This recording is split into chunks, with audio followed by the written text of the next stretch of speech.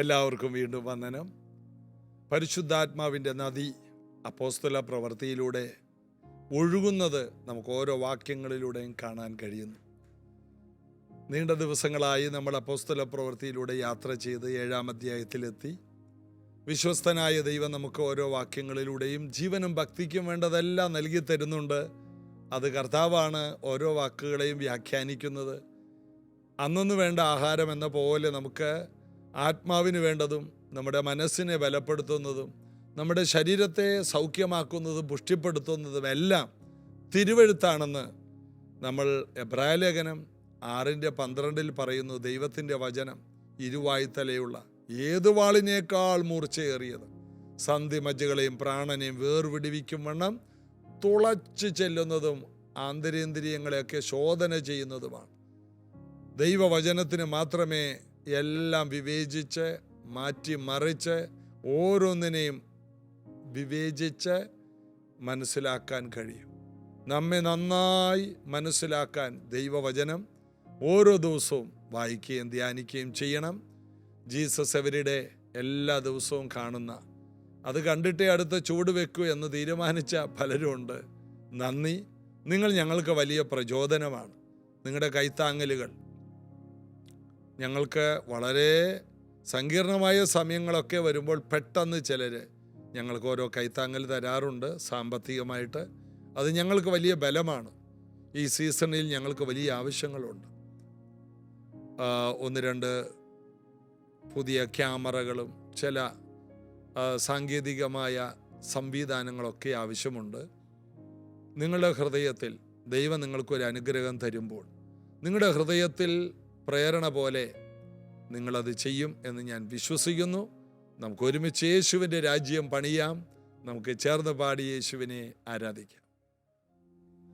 പ്രണയമാണ് എനിക്ക്, പ്രണയമാണ് യേശുവേ, നിന്നോട് പ്രണയമാണ്, പ്രണയമാണ് എനിക്ക്, പ്രണയമാണ് യേശുവേ, നിന്നോട് പ്രണയമാണ്, പ്രണയമാണ് എനിക്ക്, പ്രണയമാണ് യേശുവേ, നിന്നോട് പ്രണയമാണ്, പ്രണയമാണ് എനിക്ക്, പ്രണയമാണ് യേശുവേ, നിന്നോട് പ്രണയമാണ്. വെണ്മയും ചുവപ്പുമുള്ള എന്റെ യേശു തമ്പുരാനെ, നിന്നാദരമിന്നു വന്നു, എന്നെയൊന്നു ചുംബിക്കട്ടെ, വെണ്മയും ചുവപ്പുമുള്ള എന്റെ യേശു തമ്പുരാനെ, നിന്നാദരമിന്നു വന്നു, എന്നെയൊന്നു ചുംബിക്കട്ടെ, പ്രണയമാണ് എനിക്ക്, പ്രണയമാണ് യേശുവേ, നിന്നോട് പ്രണയമാണ്, പ്രണയമാണ് എനിക്ക്, പ്രണയമാണ് യേശുവേ, നിന്നോട് പ്രണയമാണ്. അഗ്നിജ്വാലയ്ക്കൊത്ത കണ്ണുകൾ ഉള്ള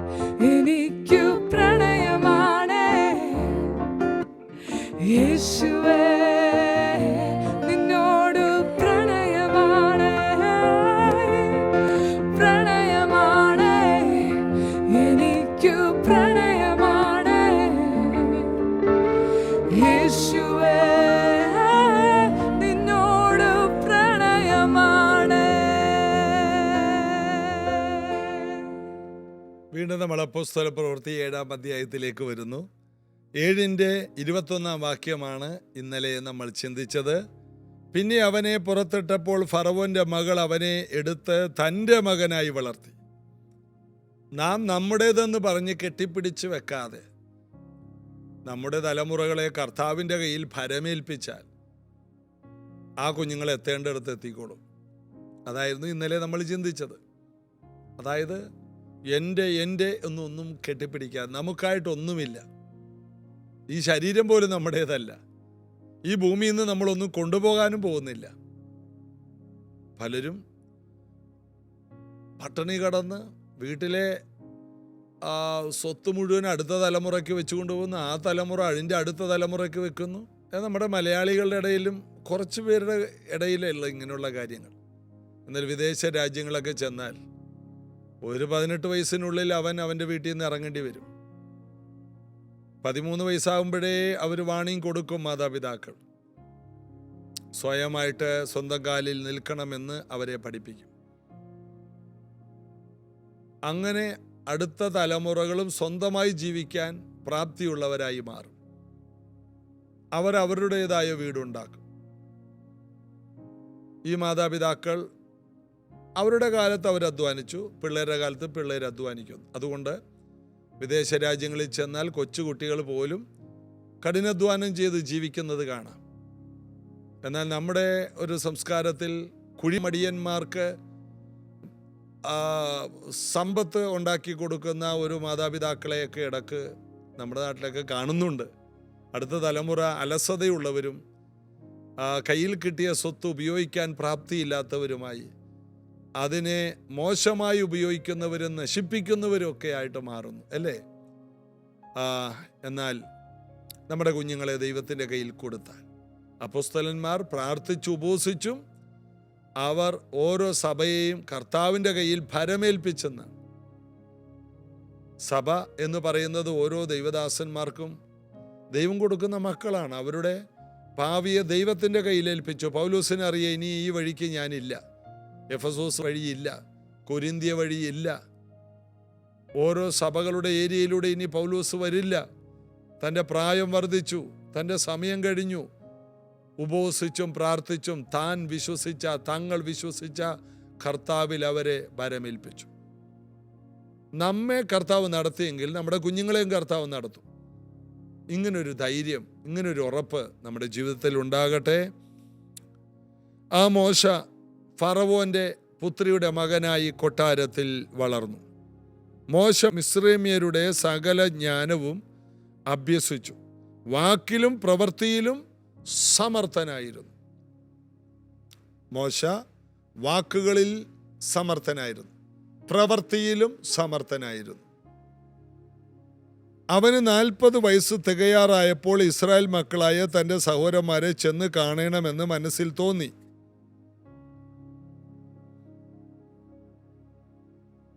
പിന്നീട് ആ ചരിത്രം നമുക്കറിയാം. മോശയുടെ ജീവിതം മാറുകയാണ്.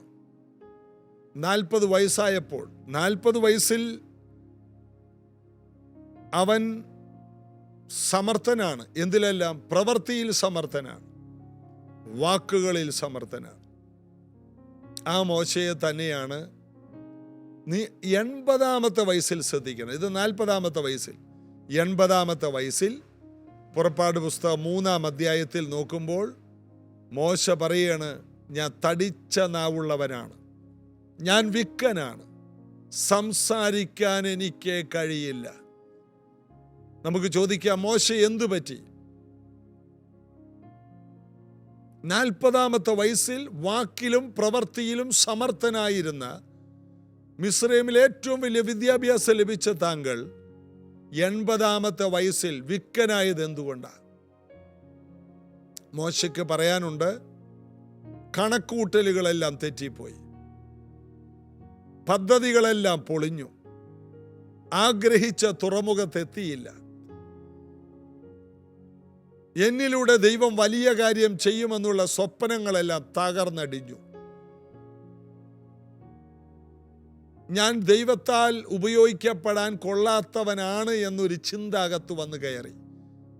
താൻ ഉദ്ദേശിച്ച സമയത്ത് കാര്യങ്ങൾ നടക്കാതെ വന്നപ്പോൾ താൻ വിക്കനായി മാറി. ആടുകളുടെ കൂടെ 40 വർഷം ജീവിച്ച് ആടുകളെ പോലെ സംസാരിക്കുന്നവനായി മാറി.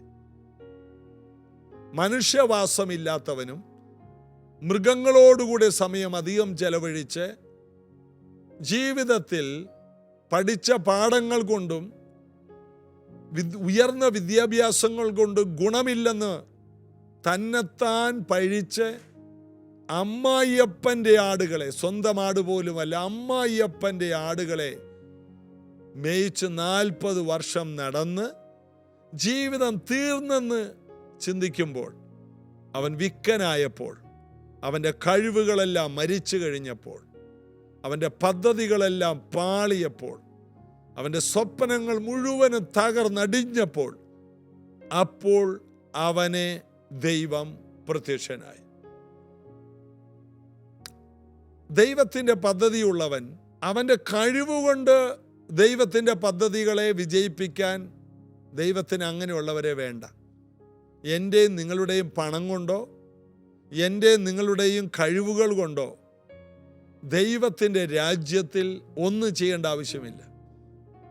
പഠിപ്പില്ലാത്തവർ സാമാന്യരെയും വിളിച്ച് ദൈവരാജ്യം പണിത ഒരു കർത്താവിൻ്റെ മക്കളാണ് നമ്മൾ.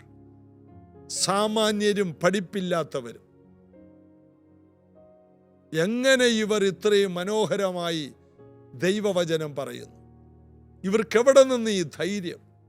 80-ാമത്തെ വയസ്സിൽ നാവിന് ശേഷിയില്ലാതെ, ദേഹബലം ക്ഷയിച്ച, മനസ്സ് ക്ഷയിച്ച ഒരു മനുഷ്യൻ.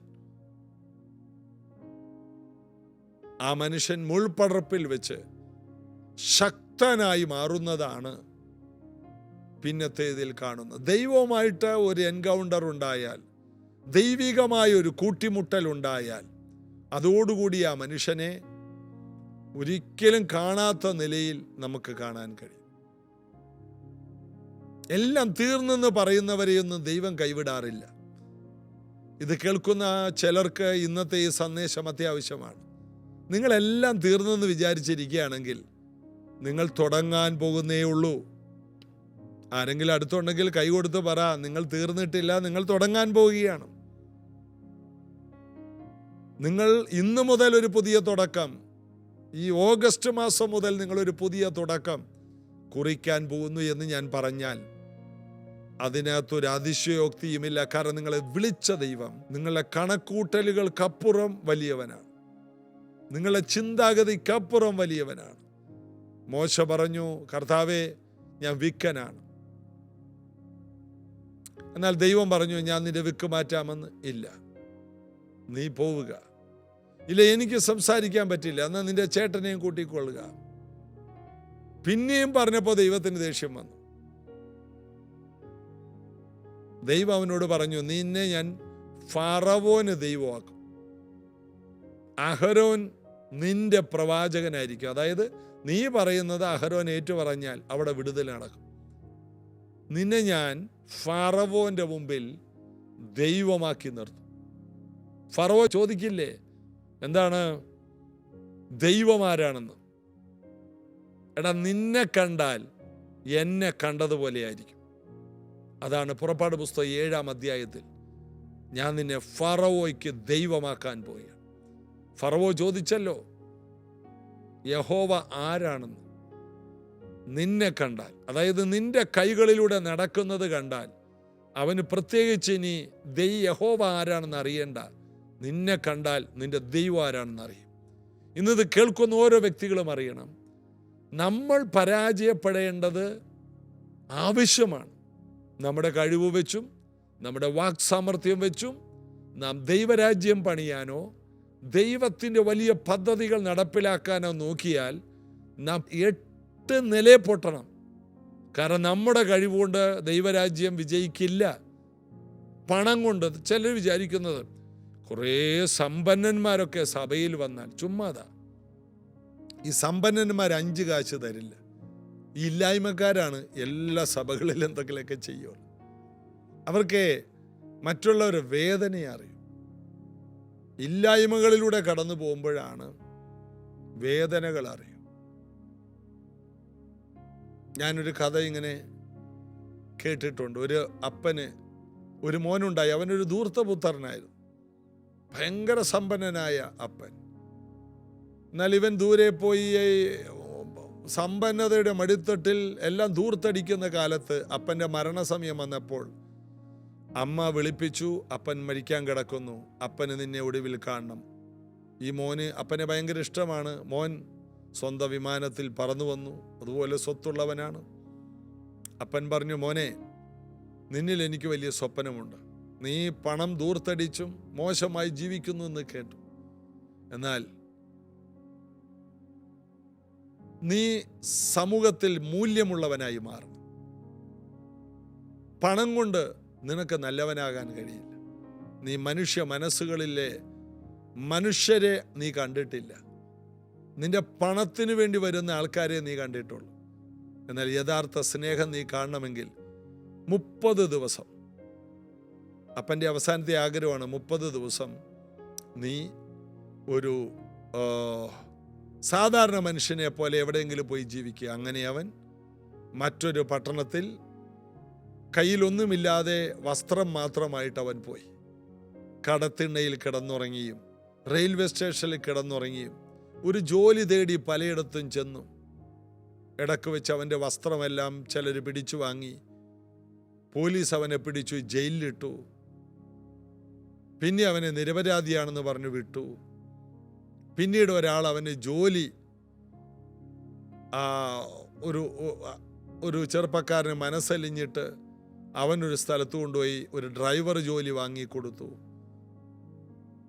അങ്ങനെ അവൻ്റെ ജീവിതത്തിൽ യഥാർത്ഥ സ്നേഹമുള്ളവരെ കണ്ടെത്തി, നല്ല മനുഷ്യരെ കണ്ടെത്തി. ഇവൻ്റെ ഇല്ലായ്മയുടെ കാലത്തും ഇവനെ കരുതാനും സ്നേഹിക്കാനും ചില നിർധന കുടുംബങ്ങൾ അവനെ വീട്ടിൽ കൈക്കൊണ്ടു. ഏറ്റവും ഒടുവിലാണ് എല്ലാവരും അറിയുന്നത് ഇവൻ വലിയ സമ്പന്നനായൊരു മനുഷ്യനാണ്. ഈ 1 മാസം കൊണ്ട് അവൻ്റെ ജീവിതം മാറി. എന്താണ്? യഥാർത്ഥ സ്നേഹം കൊട്ടാരങ്ങളിലല്ല, യഥാർത്ഥ സ്നേഹം ഇല്ലായ്മകളുടെ നടുവിൽ വ്യാപരിക്കുന്നുണ്ട് എന്നൊരു കഥയാണത്. അപ്പോൾ ദൈവം മോശയെ ഈ 40 വർഷം വൈകിപ്പിക്കുകയല്ല, ഒരു വലിയ ലീഡറാക്കുകയാണ്. ഇല്ലായ്മകളുടെ നടുവിൽ ആടുകളെ തീറ്റിയും കഷ്ടപ്പെട്ടും അടിമുടി മോശയെ ഒരു ലീഡറാക്കി മോശ പോലും അറിയാതെ വളർത്തുകയാണ്. ഇതിനിടയിൽ അവൻ്റെ തടിച്ച നാവ്. ഇതൊന്നും ദൈവത്തിന് വിഷയമല്ല. നിന്റെ കഴിവുകൾ അസ്തമിക്കണം. കൊട്ടാരത്തിൽ വളർന്ന നിനക്ക് സാധാരണ ജനത്തിൻ്റെ വേദനയെ അറിയില്ല. സാധാരണ ജനത്തിൻ്റെ വേദനയെ അറിഞ്ഞാൽ മാത്രമേ നിനക്ക് സാധാരണക്കാരെ വിടുവിക്കാൻ കഴിയൂ. അങ്ങനെ 40 വർഷം സാധാരണക്കാരുടെ വേദനകൾ മനസ്സിലാക്കി അവൻ്റെ അടുക്കൽ ദൈവം ഇറങ്ങി വന്നിട്ട് പറഞ്ഞു, എൻ്റെ ജനത്തിൻ്റെ കഷ്ടത കണ്ടു, അവരുടെ നിലവിളി കേട്ടു. ഇപ്പോൾ മോശ വാ, കൊട്ടാരത്തിൽ വെച്ച് നീ എനിക്ക് വേണ്ടി ഇറങ്ങാൻ തയ്യാറായി.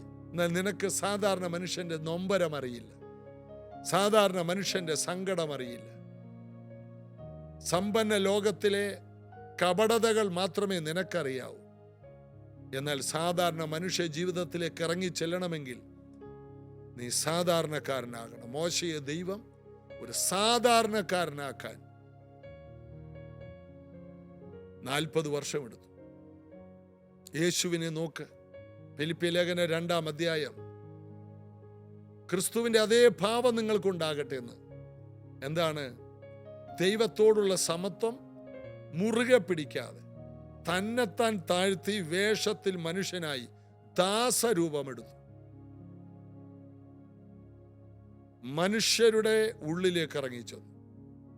അതുകൊണ്ട് ദൈവം അവനെ ഏറ്റവും ഉയർത്തി. ഏറ്റവും അധികം ഉയരുവാനും ഏറ്റവും വലിയ ഭാവി ഉണ്ടാകാനും നാം നമ്മെ തന്നെ ചെറുതായി ചുരുങ്ങി സാധാരണക്കാരിലേക്ക് ഇറങ്ങിച്ചെല്ലണം. ഇന്ന് ലോകത്തിലുള്ള വമ്പൻ കമ്പനികളെല്ലാം സാധാരണക്കാരിലേക്ക് ഇറങ്ങിച്ചെന്ന വ്യക്തികൾ ഉണ്ടാക്കിയ കമ്പനികളാണ്. സാധാരണ മനുഷ്യന് ഗുണം ചെയ്യുന്ന എന്തെല്ലാം പ്രൊഡക്റ്റുകൾ ഉണ്ടാക്കിയോ അതെല്ലാം വൻ വിജയമുണ്ടായി. പണക്കാരുകൾക്ക് വേണ്ടി മാത്രമുള്ളതല്ല, ഏറ്റവും സാധാരണക്കാരൻ. അവൻ്റെ ജീവിതത്തിൽ പറ്റുന്നത് എന്താണ്? എല്ലാ കാര്യങ്ങളും. അതാണ് അവരെ ഉയർത്തിയത്. സാധാരണക്കാരിലേക്ക് എങ്ങനെ ഇറങ്ങിച്ചെല്ലാം, അത് നിന്നെ ഏറ്റവും ഉയരങ്ങളിലെത്തിക്കും. മനുഷ്യൻ്റെ വേദനയിലേക്ക് യേശു എല്ലാ മനുഷ്യരുടെ ഇടയിലേക്ക് ഇറങ്ങിച്ചു. അത് പിതാവിന് പ്രസാദമായി. യേശു പറഞ്ഞു, ഭൂമിയുടെ അറ്റത്തോളം പോ, വേദനപ്പെടുന്ന, സങ്കടപ്പെടുന്ന, രോഗികളായ, തകർന്നവരെ, ഭൂതം ബാധിച്ചവരെ എല്ലാം വിടുവിക്കും. ഏറ്റവും തകർന്നവരുടെ ഇടയിലേക്ക് ഇറങ്ങിച്ചെല്ല്. ആ ശുശ്രൂഷ ചെയ്താൽ നിങ്ങൾ ഒട്ടും കുറഞ്ഞു പോകില്ല. നിങ്ങൾ തിരക്കുള്ളവരാകും, നിങ്ങൾ സമ്പന്നരാകും, നിങ്ങൾ ശക്തരാകും, സകലത്തിൽ നിങ്ങൾ സുഖവും ശുഭവുമാകും. മറ്റുള്ളവരുടെ ഇടയിലേക്ക് എത്രത്തോളം ഇറങ്ങിച്ചെന്ന് അവരെ ശുശ്രൂഷകൾ ചെയ്യാമോ, അതാണ് നമ്മുടെ ഉയർച്ചയുടെ രഹസ്യം. ഈ മർമ്മങ്ങളെ മനസ്സിലാക്കി ഇനിയുള്ള ദിവസങ്ങളിൽ സ്വന്തം കാര്യങ്ങളിൽ ഒതുങ്ങാതെ സാധാരണക്കാരിൽ സാധാരണക്കാരായി താഴോട്ടിറങ്ങിച്ചെല്ലാൻ മനസ്സ് വെച്ചാൽ വലിയ കൊയ്ത്തിലേക്ക് നമ്മൾ കയറി വരും. കർത്താവ് അനുഗ്രഹിക്കട്ടെ. കർത്താവിൻ്റെ കൃപ ഇന്നു മുതൽ നമ്മൾക്ക് അനുഭവിക്കാൻ കർത്താവ് സഹായിക്കും. പ്രാർത്ഥിക്കാം. യേശുവേ, ഇന്നീ പറഞ്ഞ വചനങ്ങളെല്ലാം ഞങ്ങൾക്ക് പ്രാക്ടിക്കലാക്കാനുള്ള കൃപ തരണമേ. എന്നെയും ഈ സമൂഹത്തെയും സഹായിക്കണമേ. ഞങ്ങൾക്ക് എല്ലാ മനുഷ്യൻ്റെ വേദനകളിലേക്ക് ഇറങ്ങിച്ചെല്ലാൻ അങ്ങ് ഞങ്ങൾക്ക് അനുവദിക്കുന്ന എല്ലാ വേദനകളെയും ഓർത്ത് സ്തോത്രം ചെയ്യുന്നു. ഞങ്ങൾക്ക് പെട്ടെന്നുണ്ടാകുന്ന പല സംഭവങ്ങളും മറ്റുള്ളവരും അനുഭവിക്കുന്ന വേദനകളെ മനസ്സിലാക്കാനാണെന്ന് മനസ്സിലാക്കി അതിന് നന്ദി പറഞ്ഞ് ഇങ്ങനെ കഷ്ടപ്പെടുന്ന, ഞങ്ങളെക്കാൾ കഷ്ടപ്പെടുന്ന, ഞങ്ങളെപ്പോലെ കഷ്ടപ്പെടുന്ന ജനങ്ങളുടെ ഇടയിലേക്ക് ഇതേ പ്രയാസങ്ങളിലൂടെ പോകുന്ന, സമാന്തര സംഘർഷങ്ങളിലൂടെ പോകുന്നവരെ ഞാൻ വിടുവിക്കുമെന്നുള്ള ദൃഢനിശ്ചയത്തോടെ പ്രാർത്ഥനയോടെ എഴുന്നേൽക്കുന്ന ഒരു കൂട്ടം ജനം ജീസസ് എവരിഡേ എന്ന പ്രാർത്ഥനയിൽ നിന്ന് എഴുന്നേറ്റ് വരട്ടെ. കർത്താവ് അത് ചെയ്യണം. ഇവരെ സൗഖ്യമാക്കുന്നു, ഇവരെ അനുഗ്രഹിക്കുന്നു, ഇവരുടെ മേലൊരു പകർച്ചയുണ്ടാകട്ടെ. ഞാനിവരെ അനുഗ്രഹിക്കുന്നു. കൃപ പകരണം യേശുവിൻ നാമത്തിൽ. ആമേൻ. കർത്താവിൽ ആശ്രയിക്കാം, കർത്താവിൻ്റെ ബലത്തിൽ ആശ്രയിക്കാം. വലിയ കാര്യങ്ങൾ സംഭവിക്കും. നാളെ ഇതേ സമയത്ത് ഒരുമിച്ച് കാണാം. God bless you.